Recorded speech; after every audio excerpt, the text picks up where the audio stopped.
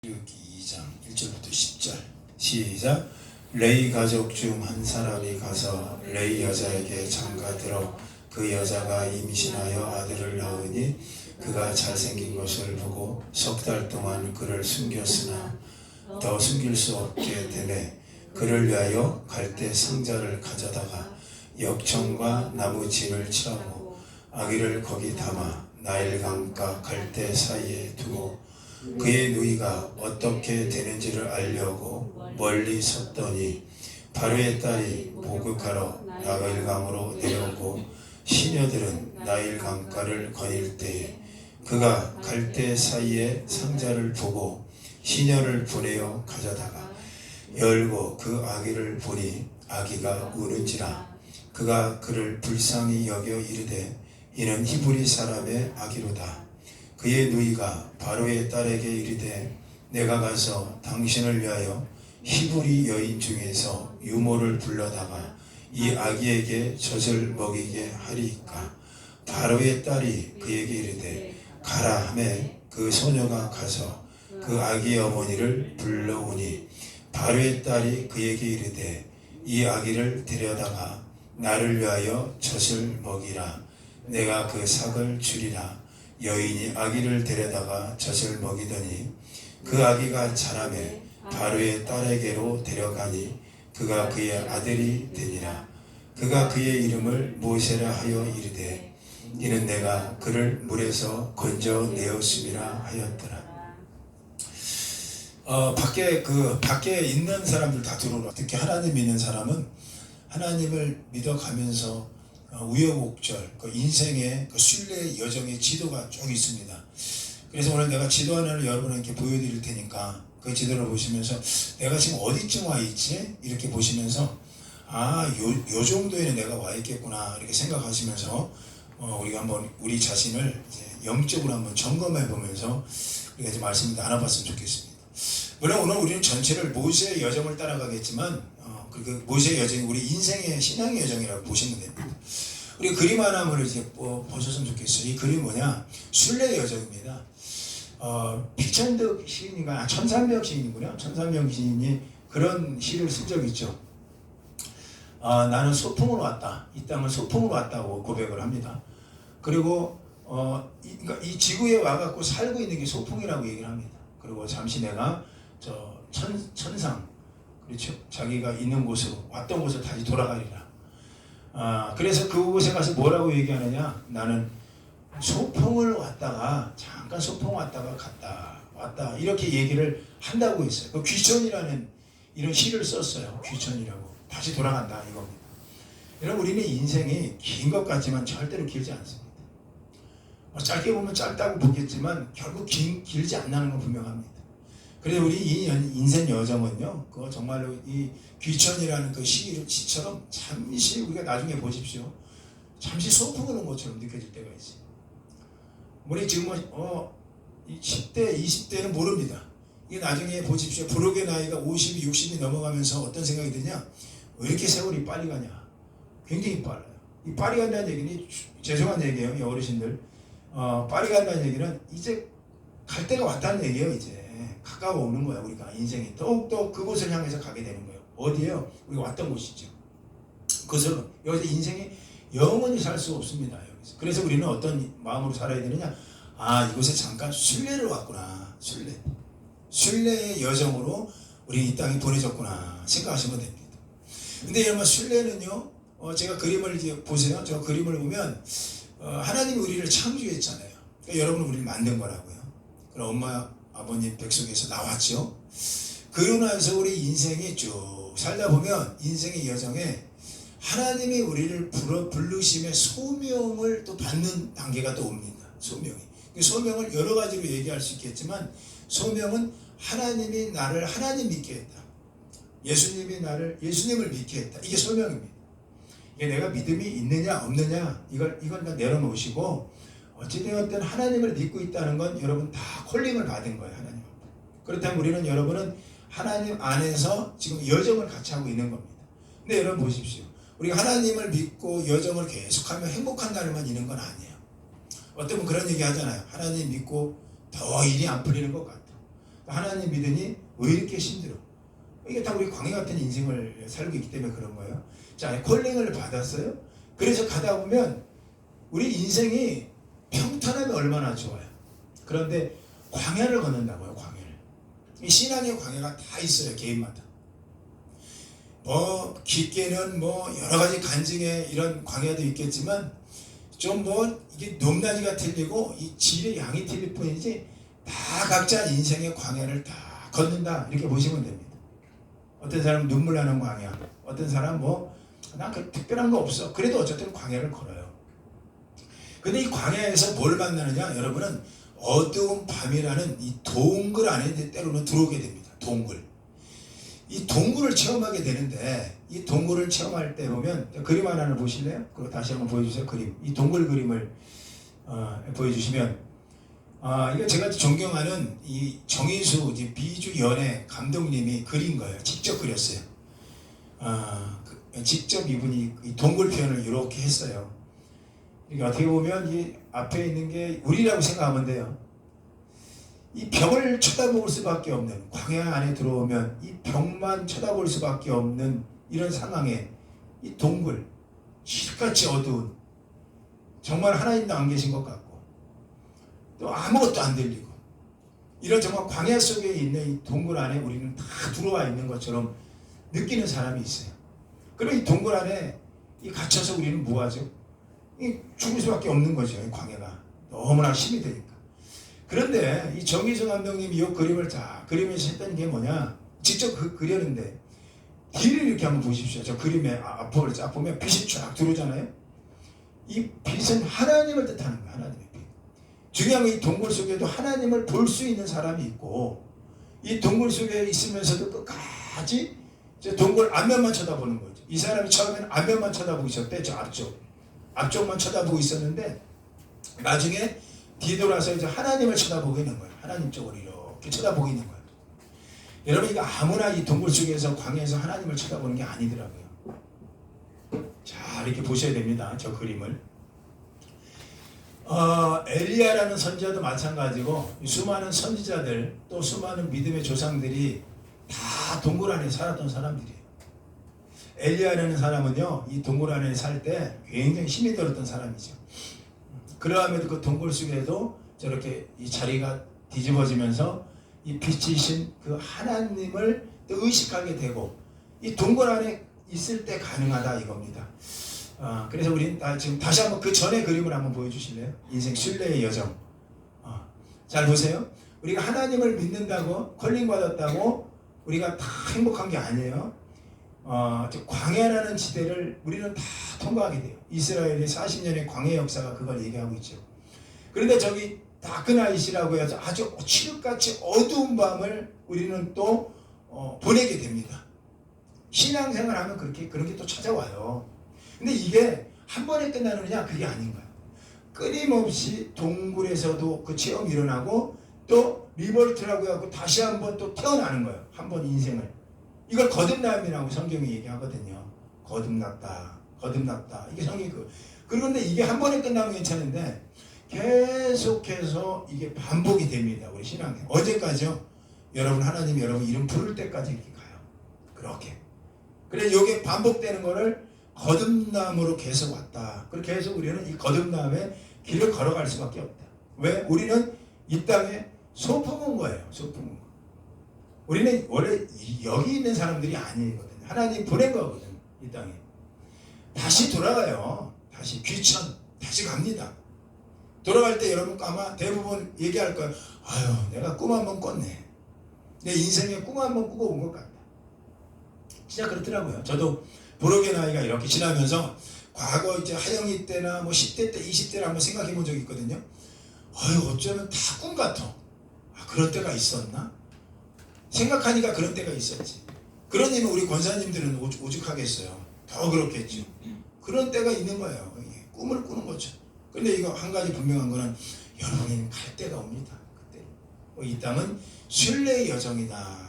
자 그렇다면 이 순례의 여정을 우리는 어떻게 잘 걸어가야 되느냐라는 걸로 오늘 말씀을 우리가 묵상하면서 모세가 태어났을 때 그의 순례 여정의 시작을 우리가 한번 더듬어 보면서 우리가 갔으면 좋겠어요. 모세의 순례 여정은 화려했을까?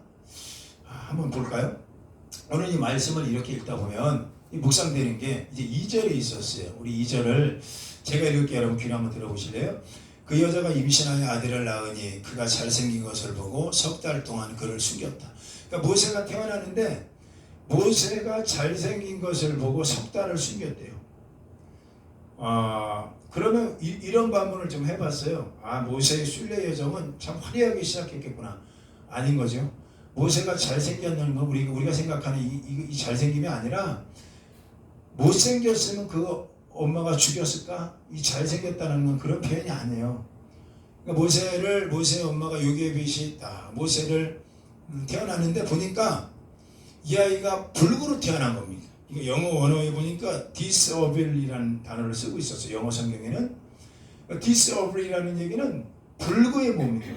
이 아이가 숨을 깔딱깔딱 하고 있는지 눈동자가 맞지 않는지 어찌되었든 엄마의 젖을 잘 빨지 못하는지 이 아이가 정상적으로 보이지 않은 겁니다. 여러분 성경에는요 잘생겼다는 이 표현은 불완전할 때 이 단어를 좀 쓰긴 썼어요.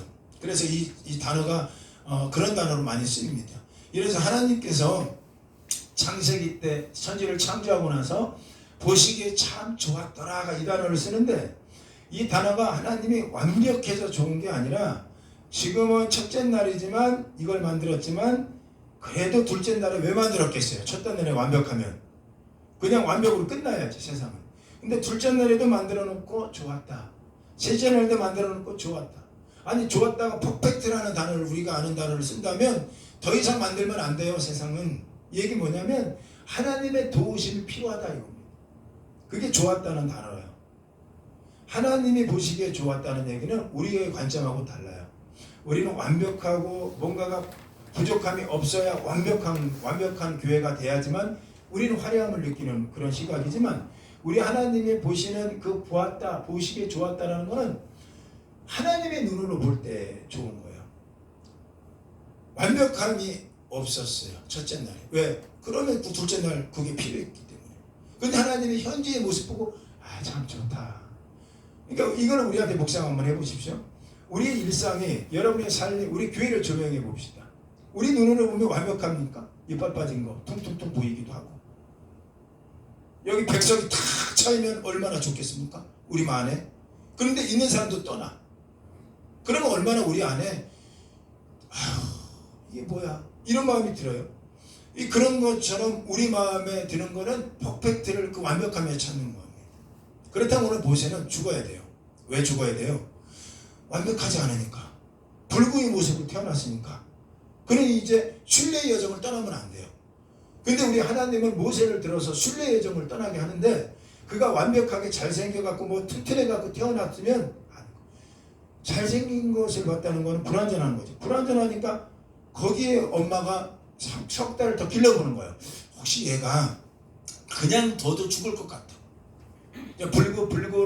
불구의 아이를 태어난 부모의 심정을 제가 좀 글을 읽어봐서 알아요. 사정없이 아파요 마음이. 불구의 마음을 갖고 있는 아이. 근데 그걸 보면서 엄마가 당장은 나일강에 던질 수가 있겠습니까? 왕의 명령이 나일강에 던져야 되거든. 근데 못 던지는 거야. 얘가 태어났는데 젖도 못 빨아. 그러니까 그가 얼마나 갈등이 있겠어요. 물론 자기 자식이니까 갈등도 있었겠지만 다른 엄마들은 던졌다니까. 그게 왕의 명령이니까. 근데 못 던져요.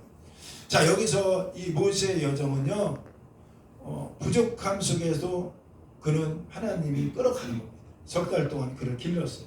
그런데 놀라운 게 석 달이 지났는데 이 아이가 안 죽었어. 엄마 젖을 잘 빨고 잘 성장해. 모세의 순례 여정은 이렇게 시작하는 거야. 이렇게 부족한 모습으로 시작을 하는 거야. 자, 여기서 우리가 또 한번 읽어볼 수 있는 게, 자, 우리 3절 한번 제가 읽어볼게요. 여러분이 귀로 들으세요.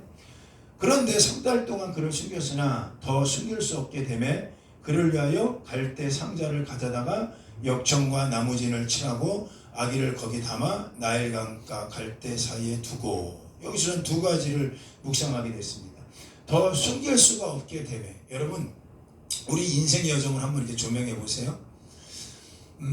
하나님이 우리를 인생 여행을 다 보고 계실 겁니다. 지금도. 너 소풍 잘 갔다 왔냐? 나중에 물어요 우리한테.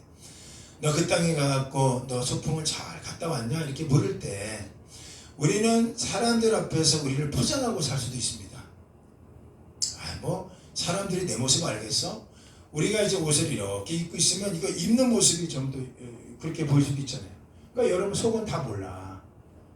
뭐가 이리 잘 모릅니다. 더 이상 숨길 수 없게 되면 왜 이렇게 묵상이 되는지 몰라요. 성경 읽다가 더 이상 숨길 수 없어. 그래서 그가 했던 게 뭐죠? 그 부모가 역청을 칠하는 거예요. 나무진을 칠합니다. 저는 이걸 묵상하면서 드는 생각이 더 숨길 수 없어서 칠한다.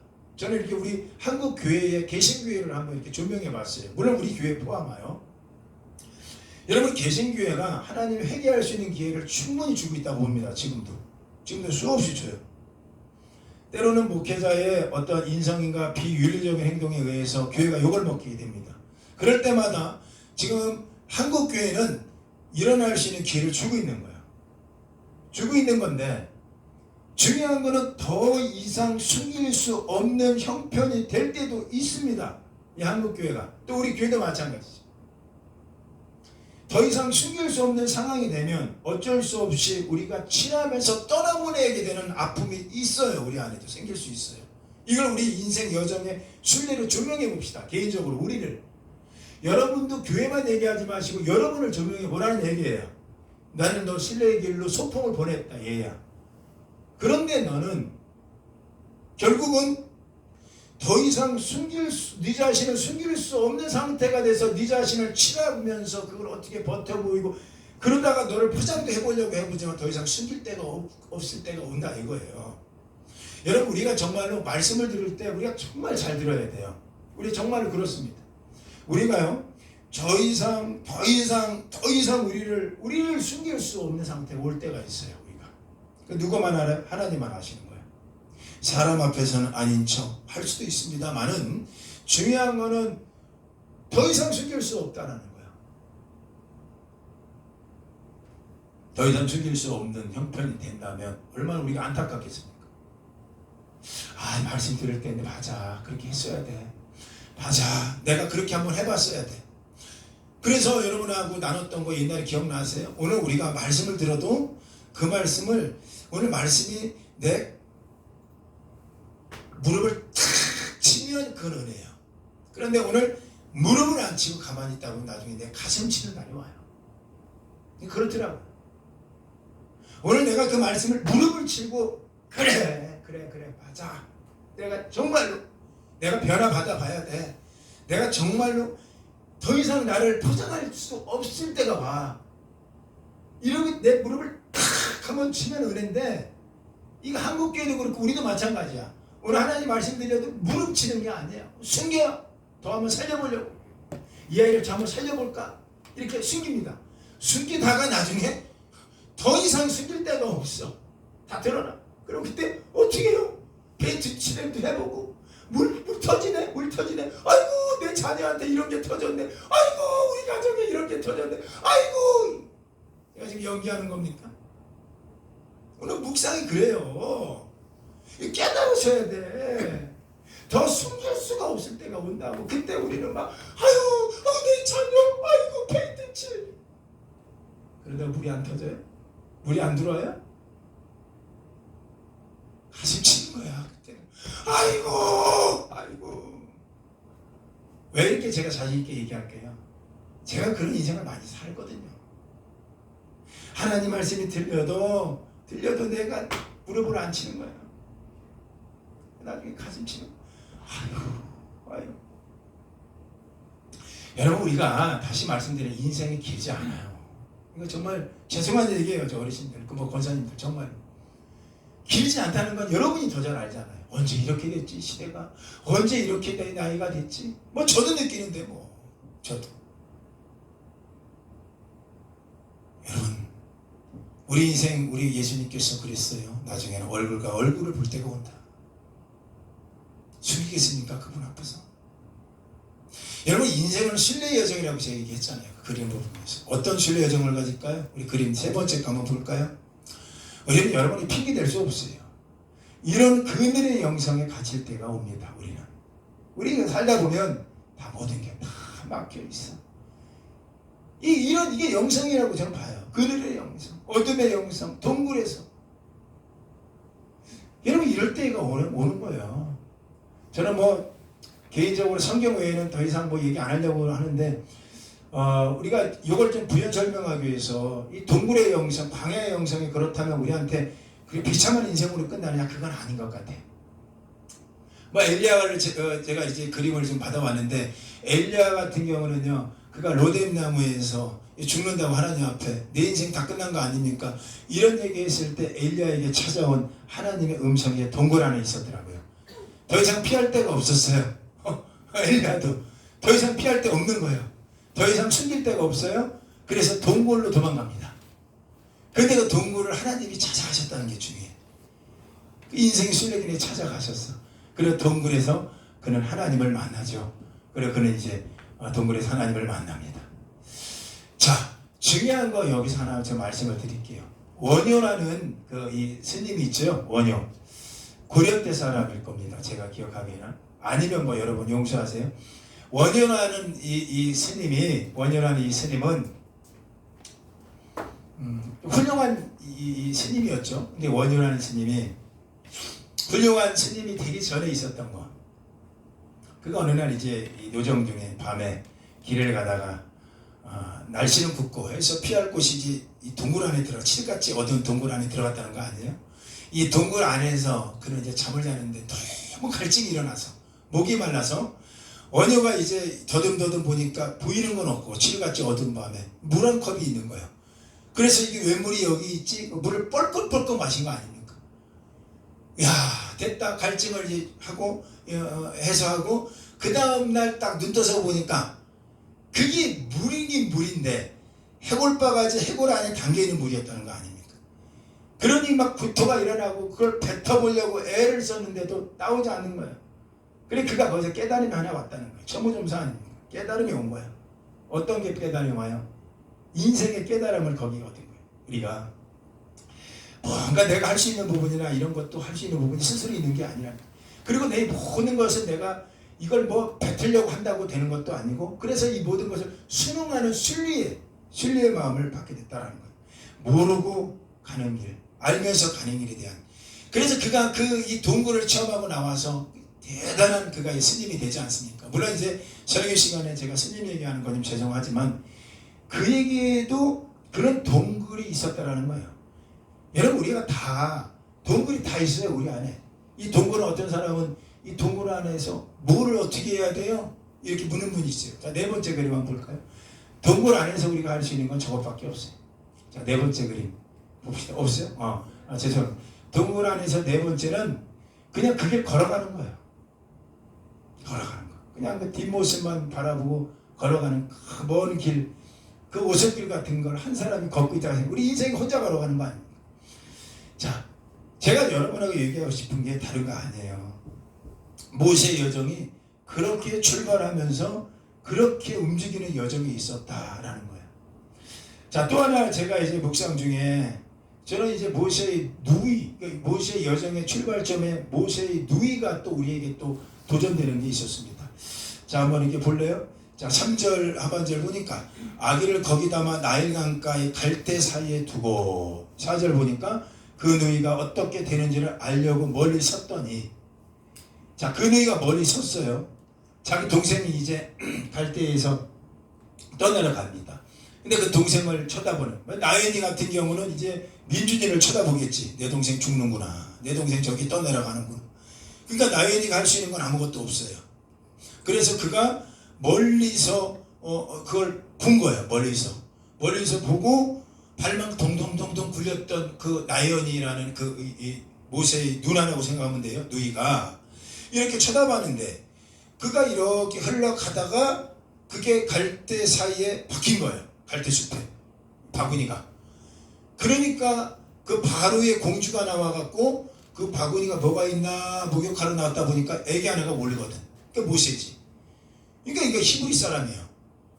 딱 봐도 알죠. 왜 히브리 사람은 그 당시 고추죠, 고추. 이렇게 보면 고추가 포경수술이 돼 있어. 우리에게 할례를 받아 놓은 거야. 나은지 할례를 받아야 되니까. 그러니까 그걸 보고 이 아이는 이집트 사람이 아니라 히브리 사람이구나. 근데 공주는 뭐야? 정체성이 애굽 이집트 사람이야. 그러니까 이집트 사람이 히브리 사람을 기를 수 없거든. 그런데 공주의 마음이 불쌍해 보였다는 거야. 불쌍해 보였어. 저는 여기서 또 이게 뭔가 묵상이 되는 게요. 우리 하나님이 우리를 이 땅에 보내실 때 그냥 보냈느냐라는 거예요. 그냥. 그렇게 살다가 끝나? 그게 아니에요. 불쌍히 여겼다라는 얘기는요, 저한테 큰 위로가 되더라고요. 하나님이 다 기억하고 하나님의 순례의 길에서 다 끌어가고 계시구나. 근데 단지 여러분께서 견뎌내셔야 될 건 동굴 안에서 견뎌내셔야 돼요. 여러분이나 저나. 동굴이 오히려 이게 칠흑 같은 어둠의 동굴을 지나간다고 하더라도 이 동굴 안에 뜻을 세우고 원유처럼 동굴 안에서 하나님을 새롭게 만날 수 있는 게 동굴 아니면 만날 수 없어요. 왜? 하나님이 찾아오는 곳이 동굴이니까. 불쌍히 여겨서 모세를 살려내는 모습입니다. 한 여인의 공주의 마음을 움직였잖아요. 불쌍히 여겼어. 자, 여기서 더 묵상되는 게 뭐냐? 그의 누이가 곧바로 멀리 있다가, 이게 중요해요. 멀리 있다가 공주한테 가까이 옵니다. 자기 남동생한테 가까이 와요. 저는 그걸 묵상하면서, 누이는 처음에 멀리 있다가 다가가서 가까이 갑니다. 그리고 그에게 젖을 먹이게 하는 거야. 이건 애굽 사람입니다. 히브리 사람입니다. 그러니 내가 잘 아는 유모가 있습니다. 유모가 누구예요? 친엄마지. 요게벳이야. 자기 친엄마야. 우리 엄마라고 얘기는 안 해요. 자기 동생을 살리려고 누이가 얼마나 애가 타는지 여러분 상상 한번 해보세요. 내 동생 이때 죽는 거야 이제. 그때 여러분 나일강에는 악어들이 이렇게 많았대. 악어들이 막 사람 다 잡아먹어. 그런 상황에서 동생 살리려고 처음에 멀리 있다가 가까이 가는 거예요. 공주가 드는 거 보고 혹시 내 동생 죽이나? 저는 여기서요 큰 깨달음이 왔어요. 여러분, 우리 인생의 순례의 길에 있을 때 지혜가 필요합니다. 어떤 지혜예요? 우리도 현실을 좀 뒤집어 볼 수 있는 지혜가 필요합니다. 우리 안에. 이 현실을 보면서 현실은 이래. 우리가 생각하는 현실이 아니라 좀 현실을 좀 다른 각도에서 하나님께서 뭔가가 다른 각도에, 제가 여러분 이게 굉장히 보는 관점이 틀려요. 멀리 있던 누이가 가까이 갔다라는 것은 현재 있는 현실을 뒤집어 볼 수 있는 지혜가 필요합니다. 왜 그럴까요? 하나님이면 어떻게 하시겠까? 하나님이면 어떻게 할까? 이 시각에서 우리가 지혜가 필요한 거예요. 야고보에서는 이런 말씀이 있어요. 너희 중에 지혜가 부족하거든. 지혜가 부족하다는 거예요. 후히 주시고 꾸짖지 아니하시는 하나님께 먼저 구하라. 그러면 그가 지혜를 주신다는 거예요. 근데 이 지혜를 구할 때 믿음으로 구한다는 거예요. 여러분, 우리한테 이게 필요해요. 현실을 가지고요, 그 현실의 당면한 문제를 좀 여러분 새로운 각도에서 한번 보십시오. 그 부분을 새로운 각도로 보려고 노력 한번 해보시죠. 왜 이런 일이 일어날까? 왜 이건 분명히 어떤 하나님의 어떤 뜻이 있지 않을까? 이걸 발견하면서 그 부분을, 이게 바로 순례의 길을 여정에서 여러분 동참하는 거예요. 그렇게 끌어가는 이런 시각이 열려지길 바랍니다. 자, 그러면 그런 사람은 어떻게 해야 되느냐? 이건 결론입니다. 이 순례의 길에 우리 인생 여정에 그렇게 있는 사람들은 갈대 사이에 두고라는 게 마음에 확 와닿았어요. 자, 볼래요? 우리가 한번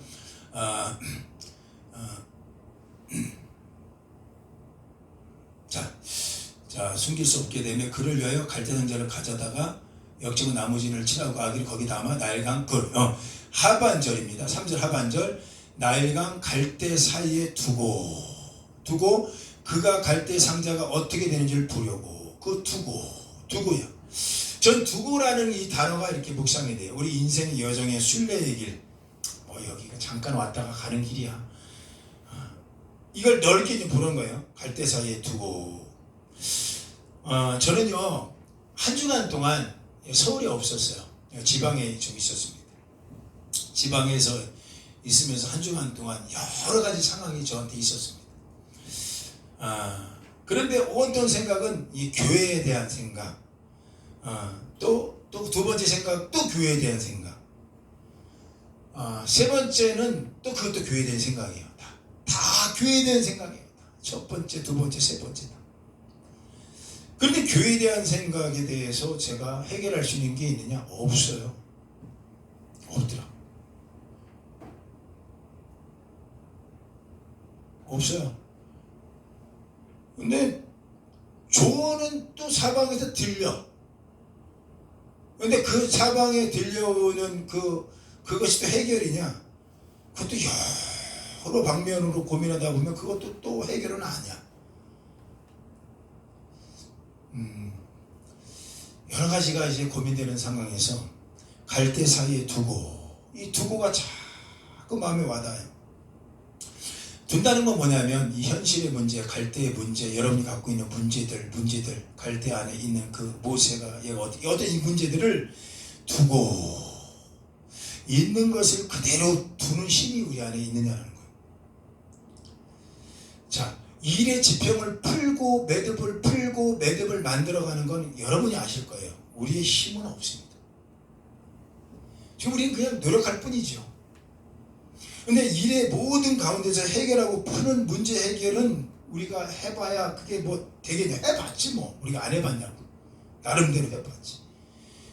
근데 있는 대로 그 문제를 그대로 두는 것.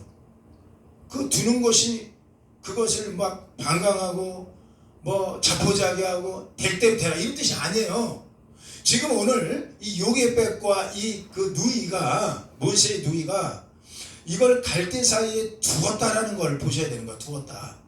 두었다라는 게 여러분 있는 그대로 그 문제를 레디피, 옛날에 노래 있잖아. 레디피 하는 것처럼 두는 거예요. 거기에 그냥 둬요.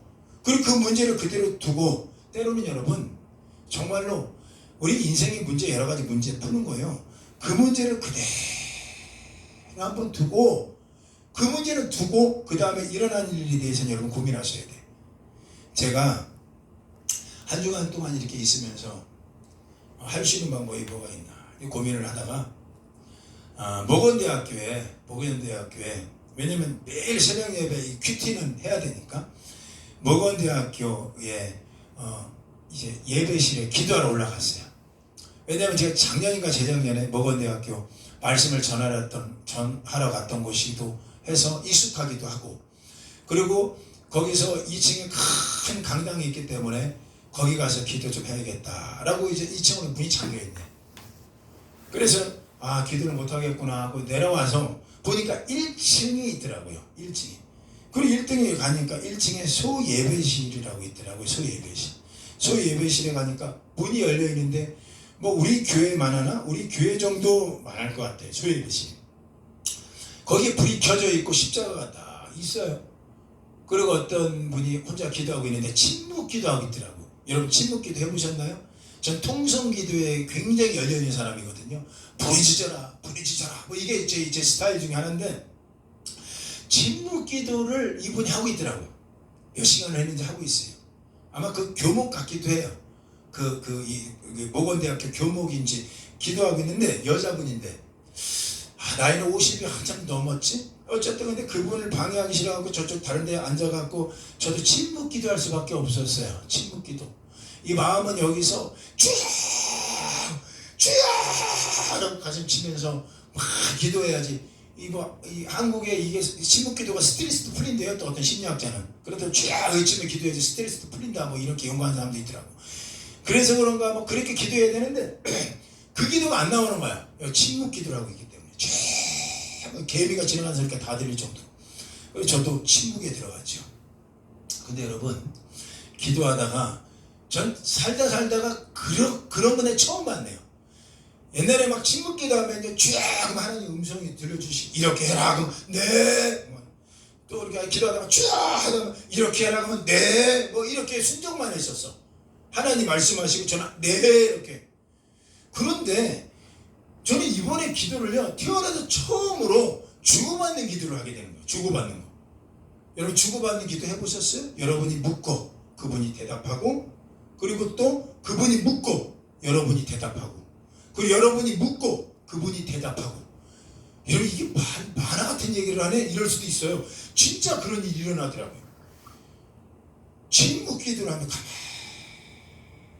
이러면서 저는 모든 것이 하나님에서 기회 놓고 얘기하는 거예요. 하나님 어떻게 해요? 이런 얘기들 아닙니까? 어떻게 해요? 이런 얘기 기도를 하면서 어떻게 해요? 하나님 맡깁니다. 하나님 교회를 맡깁니다. 이러고 막 하는데 하나님께서 저한테 물어요. 너는 왜 교회는 맡기면서 너를 맡기지 않느냐 이렇게 물어요. 그 제가 이분의 이 질문에 대해서 처음 들어봤네. 난 질문하면 이분 답을 해야 되는데 오히려 역으로 나한테 얘기하는 거야. 너는 교회를 맡기지 너는 왜 맡긴 적이 없냐 이래. 그래서 내가 그랬어요. 그게 무슨 뜻이죠? 교회를 맡기지 말고 나를 맡기면 이 부분은 해결되는 겁니까? 그럼 내가 이걸 어떻게 치료해야 되는 겁니까? 이건 치료한 다음에 이거 일단락하게 치료하고 나서 그러고 나서 내가 당신을 나를 맡기면 됩니까? 그랬더니 이분이 답이 그건 얘기하지 않고 너를 맡겨라 이러는 거예요. 그래서 내가 또 저를 맡긴다는 게 맞습니까? 물어봤어요. 그랬더니 하나님이 너를 맡겨라. 세 번째 답이 이렇게 내려와요. 얼마나 닭똥 같은 눈물이 흘러내리는지 꽁꽁 울 수도 없고 주위에서 들으니까 주룩주룩 흘러가는 너를 맡겨. 너는 왜 그 문제를 맡기려고 하냐? 그 문제에 맡기지 말고 너를 맡겨라. 이러더라고요. 저는요 얘기가 가슴 깊게 왔어요. 너를 맡겨라. 하나님께 너를 맡겨라는 얘기는 갈대 사이에 두고예요. 그냥 있는 거 그냥 놔둬. 답은 안 하셔. 교회 얘기하면 교회는 얘기 안 해. 너를 맡겨라. 아니 이게 해결될 건 지금 이걸 해결하셔야지. 당면한 문제들을 해결하셔야지. 나를 맡겨라는 게 뭘까? 여러분 우리 하나님은 위대하시는 건 여러분 하나님 위대하다는 거 하나님 전지전능하다는 건 여러분 알고 계셔요? 알고 계시죠? 하나님은 위대하시죠.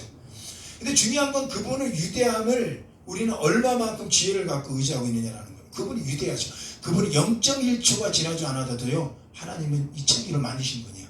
그러니까 여러분의 가정의 문제들 여러분 문제들 있잖아요. 우리는 물리적인 시간 갖고 계산하지만 그분이 전능하다고 우리가 인정하고 있잖아요. 그분은 움직이는 건 일도 아니에요. 세상 창조는 0.1초도 안 돼서 만들어 분이에요. 근데 중요한 건 이분을 내가 얼마만큼 의지하고 있느냐가 중요한 거예요. 당장 이 문제 하려면요 누굴 만나야 되고 이 문제 하려면 그 사람을 움직여야 되고 그러면 시간이 2박 3일이 걸리고 이런 거 하나님 그거 전혀 개의치 않아요. 하나님은 그건 얘기하는 거 아니에요. 그렇게 되면 그건 신이 되는 거 아니지. 그러니까 도저히 나는 물리적인 거 이거 계산하고 있는데 이분은 너를 맡기라는 거. 그럼 이 문제는 이랬더니 너를 맡겨라. 이 문제는요 너를 맡겨라. 이게 말이 되는 대화예요. 갈대 사이에 두고 때로는 우리는요 그대로 그 문제 그냥 때로는 그 문제 그대로 둘 수밖에 없는 상황이 있어요. 그리고 그 주님이 원하는 게 뭐냐? 우리를 원할 때가 있어요. 여러분 여기 자녀를 위해서 기도하고 또 여러 가지 사업을 놓고 기도하는 분도 계실 거예요. 근데 여러분 보십시오. 그 문제가 그냥 두란 얘기예요. 그리고 우리를 갈대 안에 맡긴 적이 있느냐? 우리의 모습을. 이걸 주님이 정확히 물어보시더라고요. 전 별것도 아니지만 이게 모세의 순례 여정에 이렇게 시작됐구나. 모세의 순례 여정은. 그 얘기도 동굴이 있었고 인생의 광야에도 있었고 그래 날 때부터 어눌하고 그래서 그런 말을 잘 못했대요. 얼마나 이 불완전하게 태어났냐면 말을 잘 못합니다. 여러분 그거 아세요? 우리 하음이가 뇌명명 판정 받았을 때 가장 먼저 의사가 걱정했던 게 언어 장애가 오는 거예요. 뇌를 장악하니까 언어 장애, 말을 못하는 거예요. 뇌성마비 환자들은 말을 장악당합니다. 여러분 잘생긴 것을 보고 그 요게벳이 살렸다는 얘기는요. 그는 이미 불완전한 이런 사람으로 나온 거예요. 순례 여정에 인생에. 여러분 최소한 우리는 모세보다 낫지 않습니까? 그런 상황에서 그가 나중에 성령합니다. 출애굽기에 가면 그가 호렙산에서 하나님을 만나요. 모세가. 그때 모세는 어디 있었느냐? 미디안 광야에서. 또 그때도 광야. 제가 이거 계속 반복해야 된다고 했어요. 지도는 이게 반복돼요. 우리 인생에 계속. 광야에도 있다가 다시 나왔다가 리버스 태어났다가 다시 광야에 있다가 돌아가요. 출애굽기 3장에 가니까 모세가 또 역을 또 겪어. 우리 인생이 그래요. 미디안 광야에서 이드로 자기 장인의 양을 치더니 성경은 이렇게 얘기해요. 양을 치더니 양이 서쪽으로 이동해서 호렙산에 이르더라. 거기서 누굴 만나니까 하나님 만나지. 떨기나무에서. 떨기나무 타는데 불이 붙었는데 타지 않아. 모세야 불러. 예, 내가 여기 있나이다. 나에게 가까이 와라. 그러나 그냥 오지 말고 네 신을 벗고 와라. 이러는 거예요. 그 모세가 와요. 근데 거기 어디 광야라니까. 광야. 인생의 여정의 광야. 모세는 잘 나갈 줄 알았지, 왕이니까. 그런데 어쨌든 그는 살인을 하고 도망오는 인생 아닙니까? 모세를 불러냈을 때 모세 상태가 어떤 상태였다고요? 광야예요. 동굴이에요. 우리 인생의 동굴. 앞뒤가 꽉꽉 막힌 동굴. 어떤 것도 빛도 안 들어오는 동굴. 거기서 모세가 당신이 누굽니까? 묻는 거예요. Who are you? 라고 당신의 정체는. 그러니까 그분이 I am that I am. I am who I am. 나는 나다. 라고 그분이 스스로 있는 자라고 얘기하잖아요. 어딜 찾아온 거예요? 하나님이. 모세의 동굴을 또 찾아오네.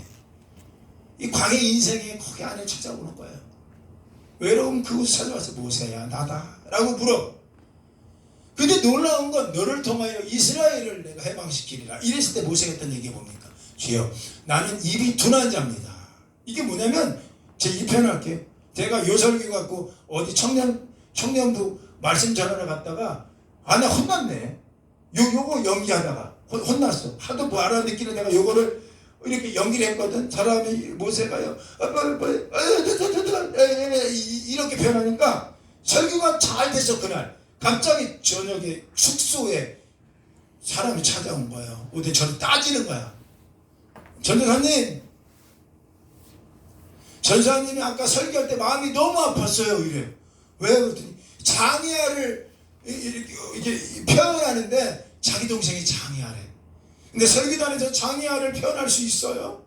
그건 아니잖아요. 전도사님 내가 얼마나 리얼하게 설명하는지 모르겠어요. 그거 듣고 있던 장애아를 둔 한 누나였던 것 같아. 이 아이가 마음이 아파갖고 저를 찾아와갖고 혼낸 건 아니야. 마음 아팠다고 얘기하더라고. 그때 그 흉내내는 게, 동생을 흉내내는 게 자체가 싫대. 여러분 장애인을 두고 사는 가정은요 상처가 있어요. 장애를 둔다는 것도 상처지만 지나가다가 장애아의 모습을 보는 순간 그 장애가 또 장애가 되는 거야. 그래 장애아는 너무 상처가 있어. 다시는 내가 그렇게 안 한다고.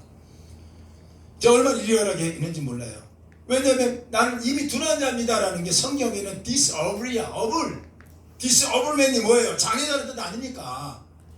그가요 배운 거 많이 배웠어. 근데 입이 안 나와. 모세의 신뢰 여정이 이런 거예요. 그러니까 그가 나는 입이 둔한 자예요. 이 표현을 우리 성경 볼 때 그게 겸손했다. 또 두 번째 얼마나 말하기 싫었으면 그가 저렇게 핑계냈을까? 아니에요. 진짜 자기가 자기를 되돌아봤을 때 부족한 자예요. 자기를 되돌아볼 때 완벽한 자가 아니라고요. 여러분과 저 같은 사람이에요. 다 우리 인생에. 근데 하나님 왜 이렇게 우리를 쓰려고 하지? 왜 이렇게 우리를 끌어가려고 하지? 부족한데도. 모세한테 난 입이 둔한 자입니다. 어떻게 했겠을까요? 하나님 드는데 말하지 못해 이랬다니까. 진짜로 어렸을 때부터 어떤 충격이 나왔는지 뇌병병이 생겨갖고 그런 모세를 인생 여정에서 우리 하나님이 모세의 순례 여정을 통해서 보는 거예요. 모세야 내가 너를 쓰겠다. 그 동굴에서 너를 또 나오게 하겠다. 그래서 그를 끄집어내지 않습니까? 모세를 사용하는 거예요.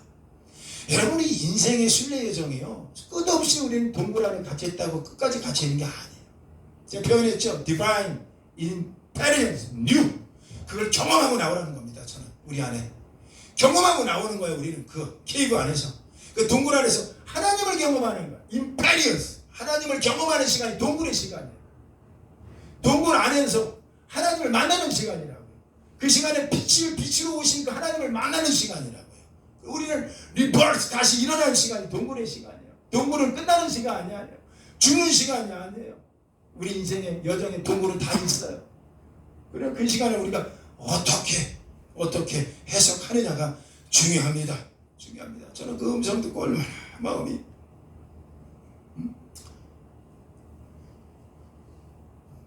저는 또 전도까지 했죠. 이번에 한 주간 동안 그 유명한 감리교로 보면 가장 유명한 전 미국을 다 다스리는 그런 감독명 저하고 얘기할 기회가 있었어요.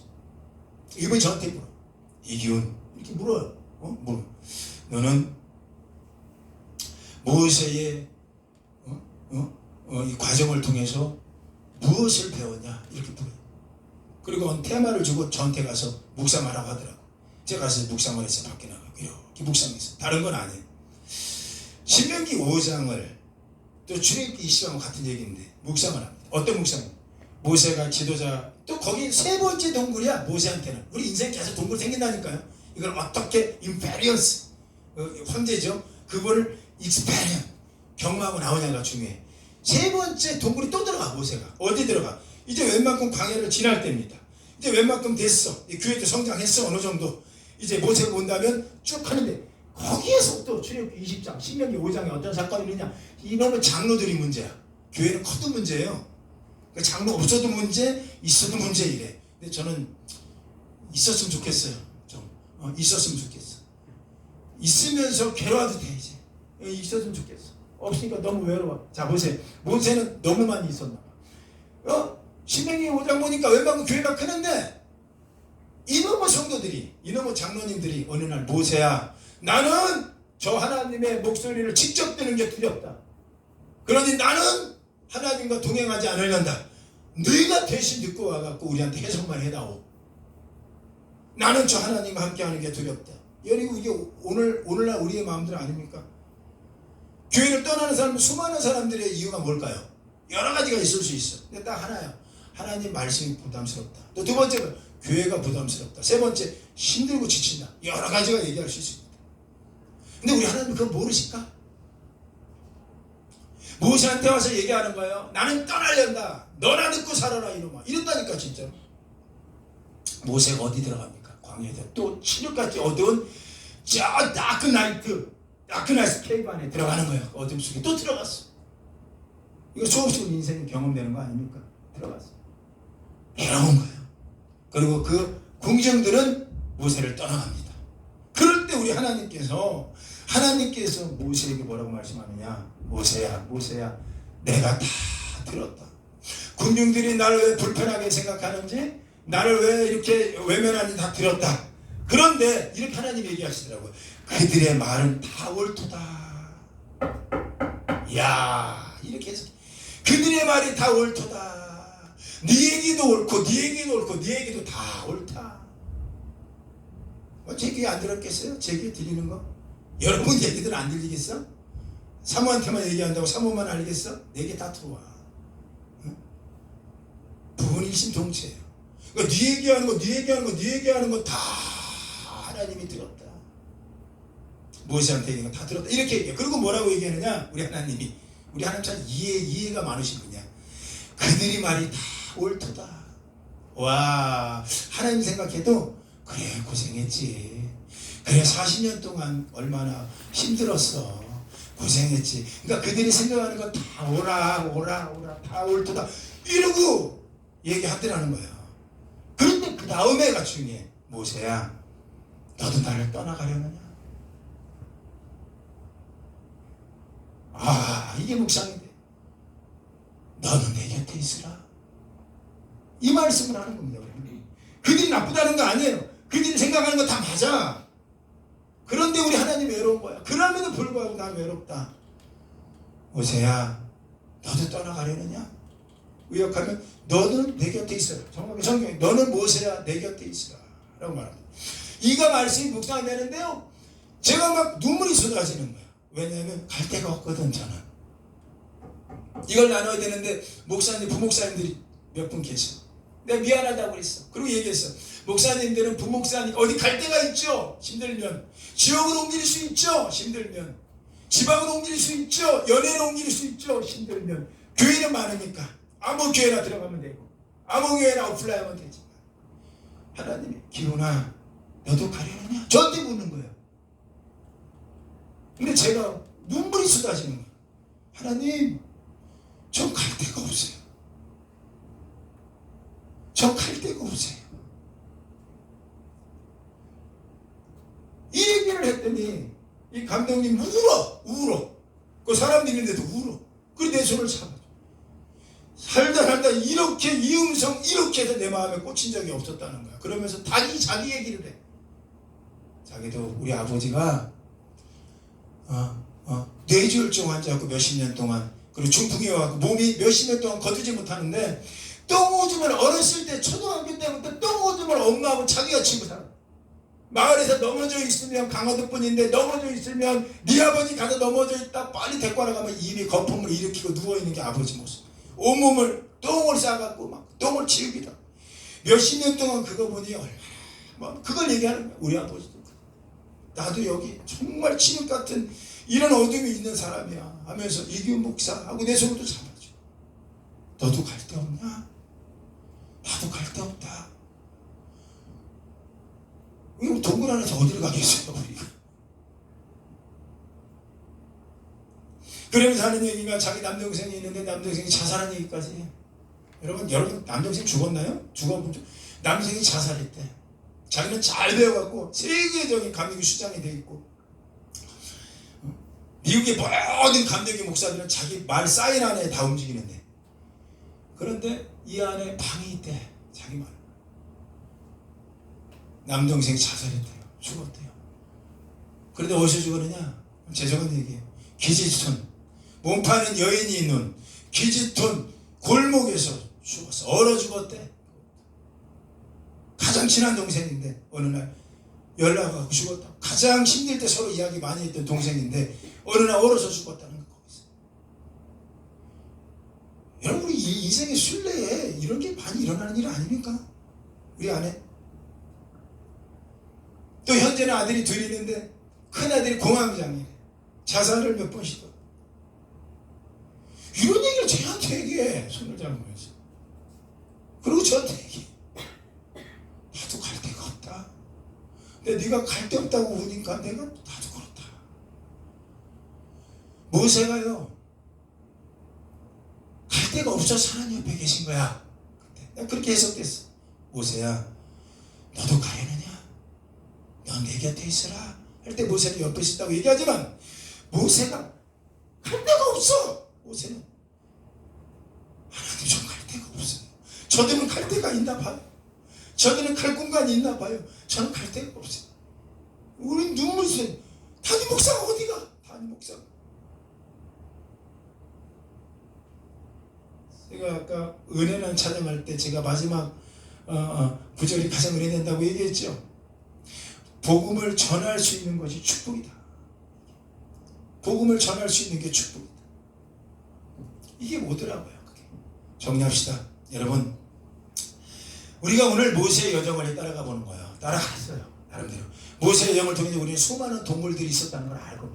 근데 중요한 건 딱 한 가지야. 그는 동굴에서 나왔다. 여러분, 우리가 동굴이 영원하지 않아요. 여러분, 우리 하나님께서 우리에게 말씀하시는 거예요. 너에게 있는 환난과 공고, 인생의 여정들은 너에게 다 있어. 그러나 그게 영원하지 않을 거다. 영원한 건 천국밖에 없어요. 영원한 건 하나님 상급이 있는 그 나라밖에 없어요. 귀천, 돌아갈 곳, 우리가 가서 살아가고, 우리가 애초에 거기 있었던 사람들이에요. 근데 여기 잠깐 소풍 온 거야. 다시 가요 거기에. 그 천상병신, 나는 돌아가노라. 거기 가서 그가 너는 어떻게 살아왔냐 묻거든. 내 동포들이 나는 잠깐 소풍 갔다 왔노라라고 얘기하니라 라고 갔잖아요. 그분. 우리 인생에 대한 신뢰예요. 해석을 잘하고 사실 영원한 동굴 아닐 겁니다.